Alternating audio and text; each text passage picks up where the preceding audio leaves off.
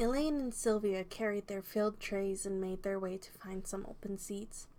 They walked down the rows of long tables of seated employees, finding a few open seats near the center of the bustling cafeteria.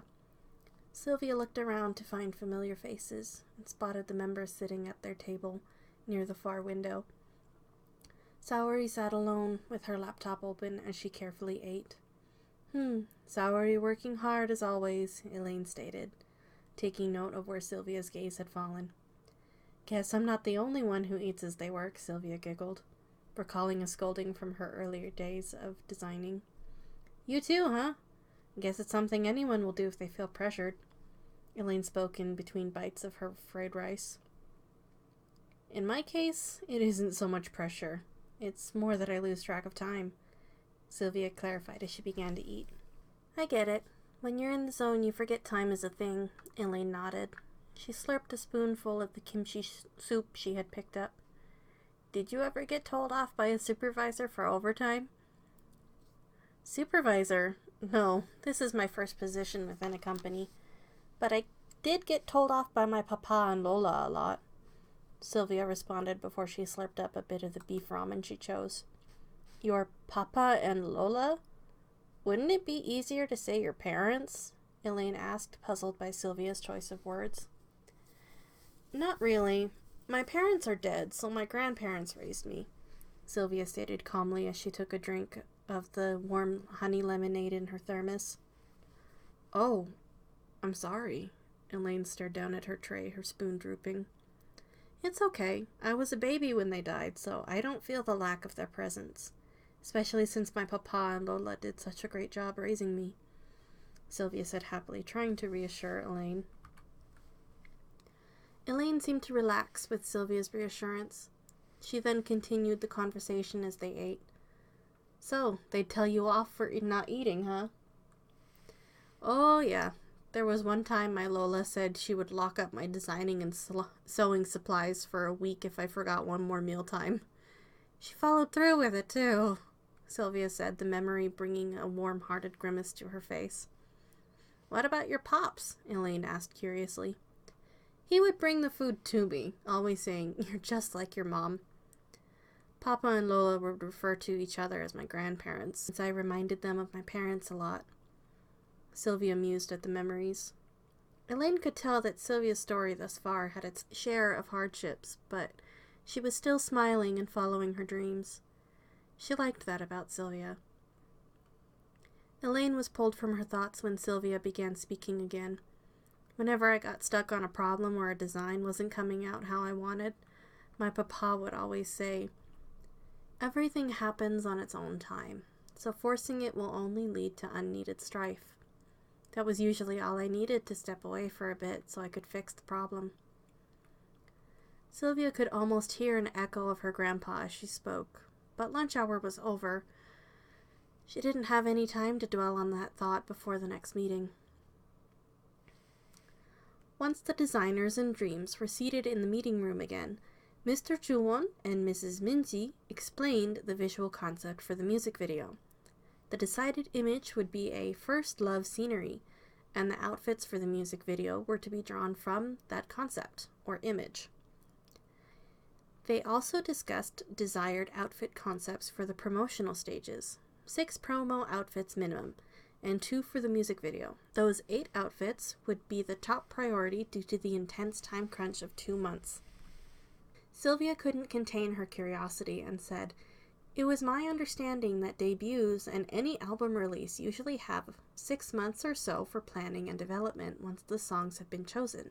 So why do we only have 2 months? Mr. Juwon responded, It would have been ideal for more time, however, due to a company merger and the wait to have our design team assembled, we quickly fell short on time. The agreed upon debut date of Valentine's Day is with our biggest investor and cannot be changed. However, the board of directors as a whole did suggest that, due to this time crunch, we should reuse the music video outfits in the promotions. Mrs. Minji continued through the meeting agenda by providing the general aesthetics that would fit into their album concept. The DREAMZ members could give feedback and suggestions for improvement.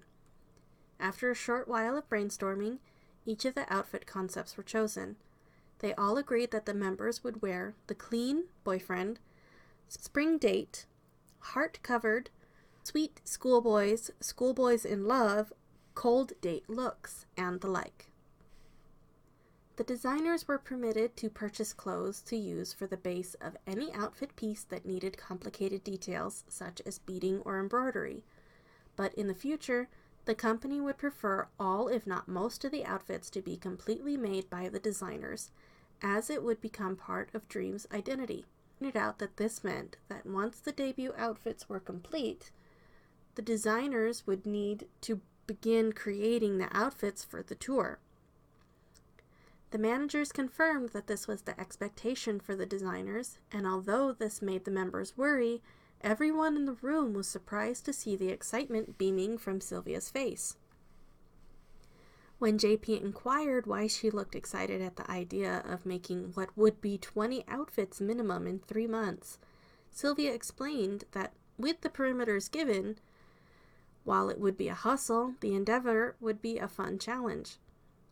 Silvia silently thought to herself it wouldn't be as difficult as the gown she made for Halavar's New York Fashion Week.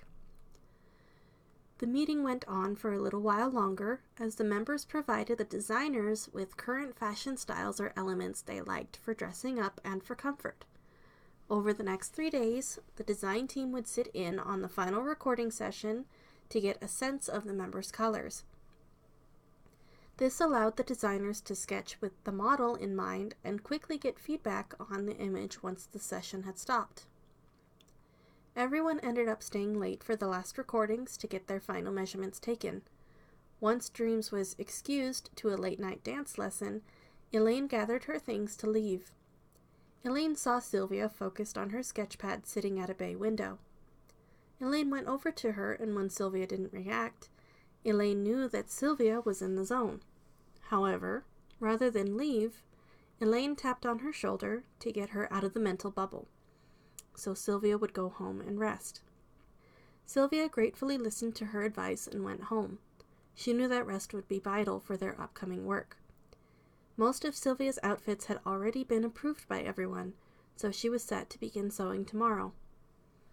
Silvia was positively giddy and brimming with energy, but she knew pushing to work tonight and collapsing while at a promotional stage would not be good. Silvia made her way home and took in the sights of the snow-covered city. The city lights sparkled through the frosted windows. As she entered her new neighborhood, Silvia spotted a promising second-hand store. Silvia peeked into the dark windows, catching glimpses of enticing pieces of clothing. She jotted down the address in her phone and sent a photo of it to the newly established group chat for the design team, sharing her optimism about the options. While Elaine's response was playful, "Thanks for the recommendation, but you need to be home asleep," Saori's response was more cold, leaving her on red. This once again gave Silvia the feeling that Saori disliked her, but as far as she could tell, there was no reason for the disdain.